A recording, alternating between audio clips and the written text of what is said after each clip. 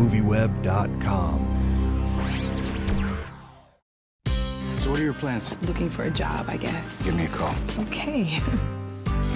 My only son has been known to prey on the weak. You work pretty close with him, right? Not that close. Are you having an affair with Mr. Cartwright? My mother's gonna turn the company over to me. Good. What the hell is going on? If you burn me, I will nail you to the wall. Now, I gotta know, do you have like a tiny stable of women living inside your head that constantly speak to you? Because you write some of the most wonderful female characters. I'm wondering, where does that power come from? Oh, it's my mother. Just when I was a kid, you know, she would try to protect me, so she'd take me everywhere with her. So I was always around women, always listening to them talk about men, always listening to their stories. So yeah, there's a few hundred of them in my past as a kid that I can remember and tap into, sure. So if a little kid comes up to you and says, give me some insight into what you're doing, so maybe when I grow up, you'd say, go with your mom and sit near the dressing room. Spend time with your mother. Yeah, spend time with your mother. Because a lot of kids hate doing that. You're sitting there waiting for the mom to try on clothes. But you know what it is too? It's also I like even now I love seniors. How you can spend time with them and hear some of the most amazing stories. So, yeah.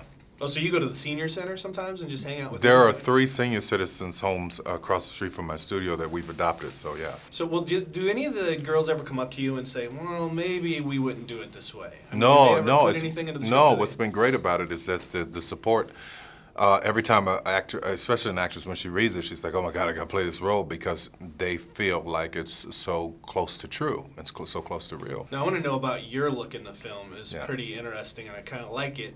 Yeah. Well, where did you come up with that look for yourself? I just wanted to do something different. I told my guys, you know, who do the wardrobe and makeup, I said, let's find something different, and that's what they came up with. Now, this is I think, your second film that isn't based on one of your pre-existing stage plays. Right. Now, how difficult or challenging is that compared to one of the ones that have already been run through a bunch of times? I don't think it's difficult or challenging at all. I think that people just want a good story. I know that my fan base just want a good story. It doesn't matter if it was a play before.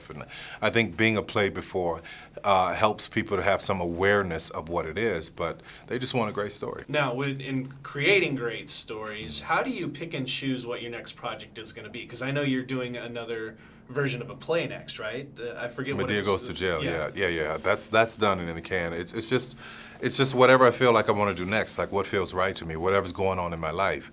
You know, at the time with this, you know, I wasn't sure I wanted to stay on the front side of the business. So, you know, I started asking myself, are you living or are you existing? And that's where this film came from. And the praise references, so many people prey on each other in this business for me. But the Medea Goes to Jail, I wanted to have some fun. So when I want to be silly and have some fun, I'll go do a Medea movie, you know? So how many more of those do you have coming up? I mean, are you going to create any new stories for her? I don't plan on it. I have no obligations to, but if something comes that I want to do, I'll do. If not, I won't do it. Tyler Perry's The Family That Prays. Rated PG-13.